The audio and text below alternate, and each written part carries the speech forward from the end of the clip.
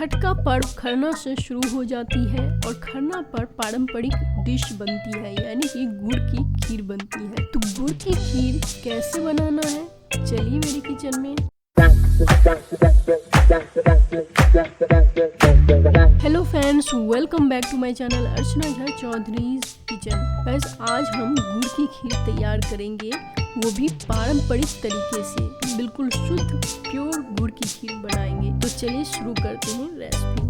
गुड़ की खीर बनाने के लिए हमें कच्चा चावल चाहिए और गुड़ चाहिए। तो मैंने 1 कप कच्चा चावल ले लिया है और सबसे पहले मैंने इसे धोकर भीगने के लिए रख दिया है। अब हमें क्या करना है कि एक बर्तन लेंगे जिसमें हमें इस खीर को तैयार करना है, और इसमें लगभग जैसे कि मैंने 1 कप चावल लिया है तो 3 कप पानी इसमें डालेंगे और इसे उबलने देंगे।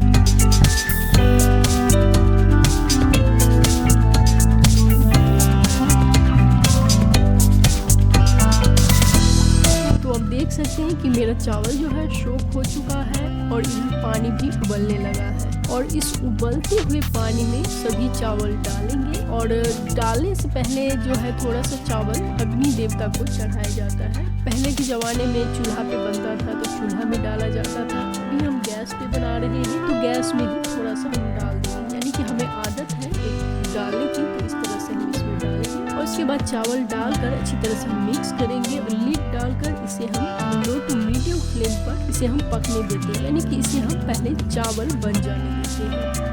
जब तक चावल पककर तैयार होता है, इस बीच मैंने 1 कप चावल लिया है जो कि 250 ग्राम होता है। तो इसमें हम लगभग 400 ग्राम गुड़ डालेंगे, क्योंकि गुड़ चीनी से कम मीठा होता है, इसलिए हम 400 ग्राम इसमें गुड़ डालेंगे। अभी आप देख सकते हैं कि इसका गोला है, तो इसको अगर हम इस तरह से डालते हैं तो इसे पिघलने में टाइम लगेगा। तो गुड़ को या तो हम तोड़ेंगे या चाकू से इसे हम छोटे छोटे टुकड़ों में काट कर तैयार कर लेंगे।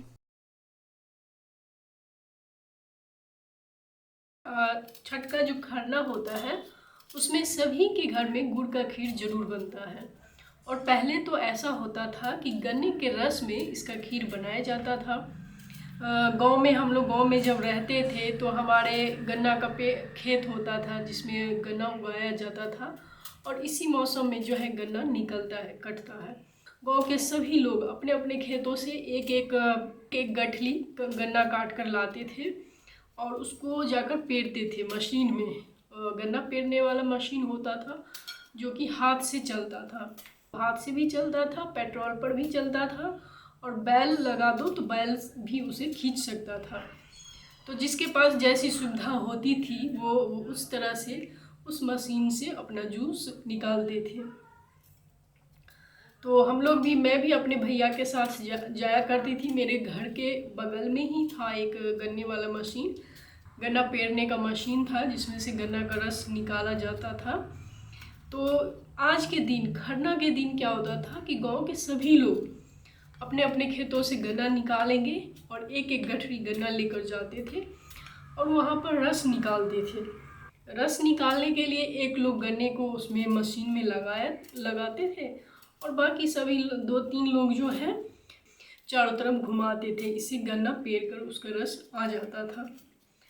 तो मैं भी अपने भैया के साथ जाया करती थी, जब छोटी थी तो मैं भी अपने पापा और भैया के साथ जाया करती थी। तो वहाँ पे देखती थी गन्ना कैसे पेरी जाती है, और 1 बकेट गन्ने का रस लेकर आते थे।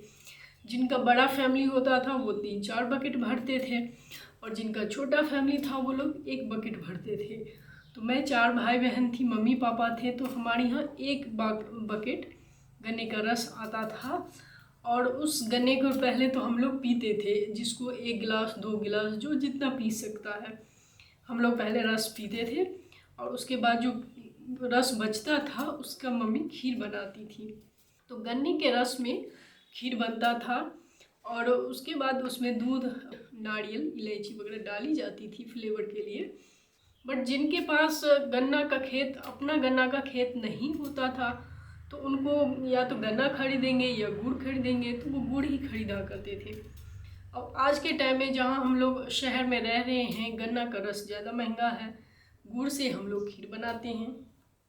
अब इधर मैंने गुड़ को टुकड़ों में काट लिया है और अब चलते हैं चेक करते हैं चावल को। चावल पक चुका है, कुक हो चुका है, जैसे हम खाने के लिए सर्व करते हैं उस तरह से चावल कुक हो चुका है। तो इस वक्त हमें इसमें गुड़ डाल देना है। गुड़ डालकर अच्छी तरह से मिक्स करेंगे और ज़रूरत होगी तो लगभग 1 से 1.5 कप हम इसमें पानी भी ऐड कर देंगे। अब इस गुड़ और पानी के साथ इसे हम अच्छी तरह से पकने देते हैं, बिल्कुल रूखा कर लेते हैं। जब तक खीर पकता है इसमें थोड़े से ड्राई फ्रूट्स भी डालेंगे, जैसे कि मैंने काजू, बादाम, छोटी इलायची, नारियल, ये सभी चीज़ें मैंने ले लिया है। तो इन सभी चीज़ों को पहले कट करके तैयार कर लेंगे।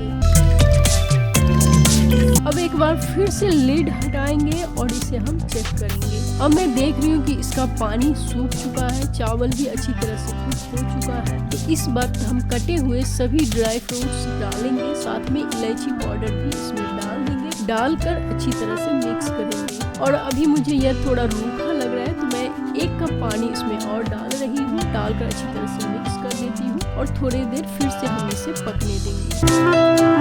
अब खीर अच्छी तरह से पक भी चुका है और रूखा भी हो चुका है। तो इस वक्त हम इसमें लगभग 1 से 1.5 गिलास दूध डालेंगे। गाइस, अगर आप ज़्यादा दूध डालना चाहते हैं तो लास्ट में जो मैंने पानी ऐड किया है वो पानी आप ऐड ना करें, इसके जगह में आप दूध ही डालें, यानी कि 1 लीटर तक दूध आप इसमें डाल सकते हैं। शुरुआत में आपको बिल्कुल रूखा पका लेना है और इसके बाद 1 लीटर दूध आप इसमें डाल सकते हैं। डालने के बाद अच्छी तरह से इसे मिक्स करेंगे और मिक्स करने के बाद हम गैस ऑफ कर देंगे। अब आपको पकाना नहीं है। हो सकता है कि गुड़ में सोडा डाला हुआ हो और सोडा से दूध फट जाता है, तो लास्ट में हमें दूध डालना है और मिक्स करके गैस ऑफ कर देना है। दूध ऐड करने के बाद आप चाहे तो इसे चेक भी कर सकते हैं। अगर आपको मीठा कम लगता है तो और भी गुड़ ऐड कर सकते हैं और इसके बाद आप इसे ठंडा होने दें। जब हल्का गुनगुना हो उस वक्त आप खा सकते हैं, बट इस वक्त यह काफी गर्म है तो इसी तरह से हम इसे छोड़ देंगे।